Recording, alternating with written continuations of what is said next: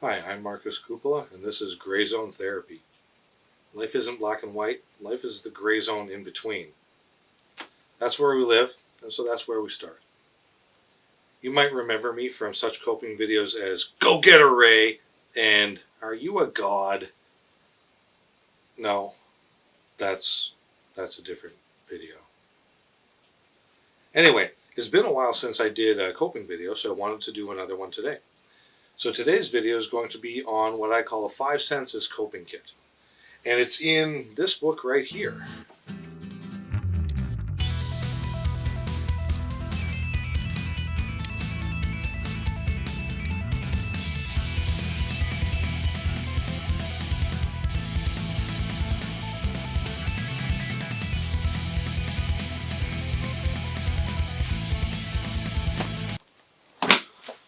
I read it somewhere, and I'm sure it's in one of these books, and I'm just not finding the page.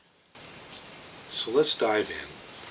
The 5 Senses Coping Kit is a small kit of one thing from each of 5 specific senses that you bring with you so that when you're experiencing anxiety, fear, panic symptoms, you have something to focus on, some tangible thing to help you focus. Now those things will be from what you can see, hear, taste, touch, and smell. So why don't you pause me for a second and go get a pen. Now that you've got that pen, let's write these down. So you want to write down a couple of ideas for each thing, what you can see. Common examples are pictures of my family, or a beach, or a forest, of something of that nature. What we can hear, common examples are the sound of running water, children laughing, the sound of my pet, things of that nature. You can also use music. There's soothing music, there's your own favorite music, something that helps you focus, anything of that nature. You'll also find many examples in coping and mindfulness-based apps. See here, taste. So taste, you want something that will really draw your attention. So in this case, you don't want something really soothing and mellow, because if you're experiencing anxiety or panic, it's probably not going to grab your attention and focus it. So you want something very sharp. It could be maybe something bitter, or something sour. Sour is a good one.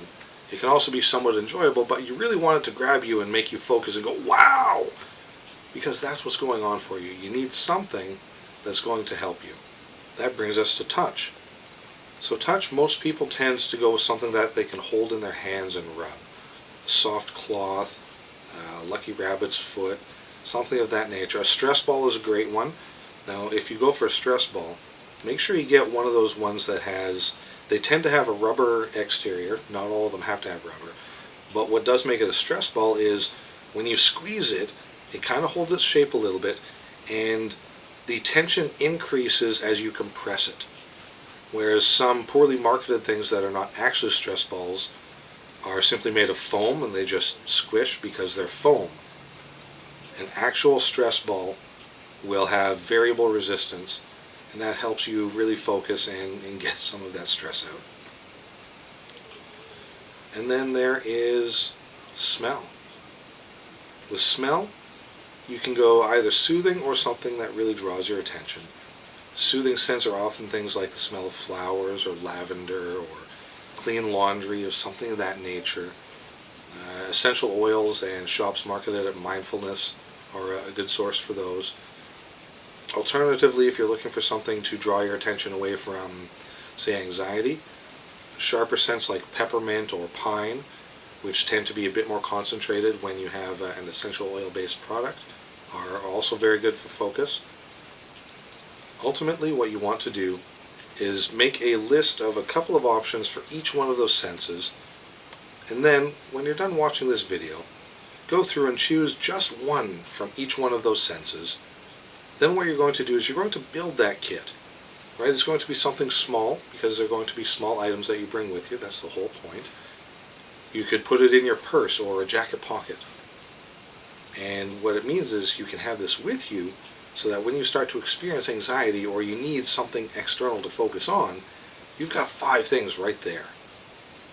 And that's it. That's the 5 Senses Coping Kit.